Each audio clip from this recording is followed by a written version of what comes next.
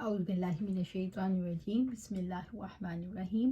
نماز پڑھتے ہوئے بیٹے کو اگر اس کی والدہ آواز دے۔ ابو ہریرہ رضی اللہ تعالیٰ عنہ سے روایت ہے، انہوں نے کہا آپ صلی اللہ علیہ وسلم نے فرمایا، ایک عورت نے اپنے بیٹے کو آواز دی جبکہ وہ اپنی عبادت خانے میں مصروف عبادت تھا۔ اس نے کہا، اے جریج، دل میں کہا، اے اللہ، ایک طرف میری والدہ دوسری طرف میری نماز ہے۔ پھر بولی، اے جریج، گویا ہوا، یا اللہ، میری والدہ اور میری نماز، میں کسے اختیار کروں؟ اس وقت تیسری مرتبہ پکارا، اے جریج۔ اس نے پھر وہی کہا، یا اللہ، ادھر میری والدہ ادھر میری نماز۔ بہرحال اس نے نماز کو نہ چھوڑا تو ماں نے بد دعا کی، اے اللہ، جریج کو موت نہ آئے جب تک کہ وہ بدمعاش عورتوں کا منہ نہ دیکھ لے۔ چنانچہ اس کی عبادت خانے کے پاس ایک بکریاں چرانے والی عورت ٹھہرا کرتی تھی۔ اس نے ایک بچے کو جنم دیا تو اسے کہا گیا، یہ بچہ کس شخص کا ہے؟ وہ کہنے لگی، نومولود جریج سے ہے۔ وہ الزام سن کر اپنے عبادت خانے سے نیچے اتر کہنے لگا، وہ عورت کہاں ہے جو دعویٰ کرتی ہے کہ یہ بچہ مجھ سے ہے؟ جریج نے بچے کو مخاطب کر کے کہا، اے شیرخوار، تیرا باپ کون ہے؟ اس نے کہا، میرا باپ بکریاں چرانے والا ایک گڈریا ہے۔ دوران نماز میں کنگریاں ہٹانا۔ نبی صلی اللہ علیہ وسلم نے ایک شخص سے فرمایا جو دوران نماز میں سجدے کی جگہ پر مٹی ہموار کر رہا تھا، اگر تم یہ کرنا ہی چاہتے ہو تو ایک دفعہ کر لو، اس سے زیادہ نہ کرو۔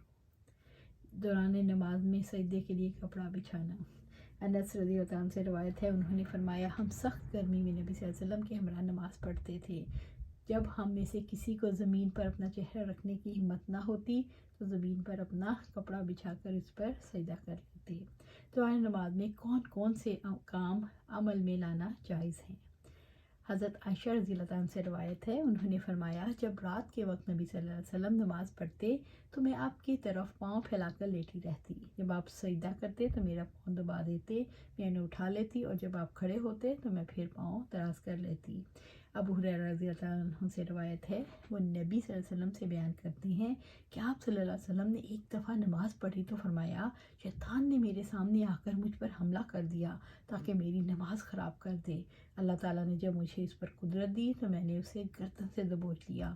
میں نے ارادہ کر لیا کہ اسے ایک ستون کے ساتھ باندھوں تاکہ صبح تم لوگ بھی اسے دیکھ لو، لیکن مجھے حضرت سلیمان کی دعا یاد آ گئی، ربی حبلی، کہ اللہ مجھے ایسی بادشاہت عطا فرما جو میرے بعد کسی کے لیے نہ ہو۔ اس کے بعد اللہ تعالیٰ نے اسے ناکام و بے مراد واپس کر دیا۔ یہ لفظ یعنی میں نے اس کا گلا گھونٹ دیا، اور لفظ اللہ کے قول سے ماخوذ ہے۔ قیامت کے دن وہ دوزخ کی طرف دھکیل دیے جائیں گے، لیکن پہلا لفظ ہی درست ہے۔ البتہ راوی حدیث شعبہ نے اسے عین اور تا کی تشدید کے ساتھ بھی بیان کیا ہے۔ امام بخاری رحمۃ اللہ علیہ نے اس سے یہ ثابت کیا کہ دوران نماز میں دشمن کو دھکا دینا، اسے پکڑنا، اس سے نماز خراب نہیں ہوتی۔ اسی طرح دوران نماز میں جوتیاں اتارنا، جمائی روکنا، بچے کا کمر پر سوار ہونا، تھوک کو جوتے سے ملنا، سانپ اور بچھو کو مارنا، تھوکنا، بچے اٹھا کر نماز پڑھنا، بہت زیادہ رونا اور پھنکانا، اس سے نماز خراب نہیں ہوتی۔ یہ تمام امور صحیح حدیث سے ثابت ہیں۔ اللہ سبحانہ تعالیٰ سے دعا ہے کہ ہمیں نماز میں خشوع و خضوع عطا فرمائے اور ہمیں واقعی مومن کی معراج بنا دے، کہ ہماری ملاقات ہو اللہ سے، ہم اللہ سے باتیں کریں اور اللہ کا ہمیں معرفت نصیب ہو۔ اللہ سبحانہ تعالیٰ ہمیں نماز کو ہماری معراج بنا دے۔ اللہ سبحانہ تعالیٰ نماز مومن کی معراج ہے، ہماری بھی معراج بنا دے۔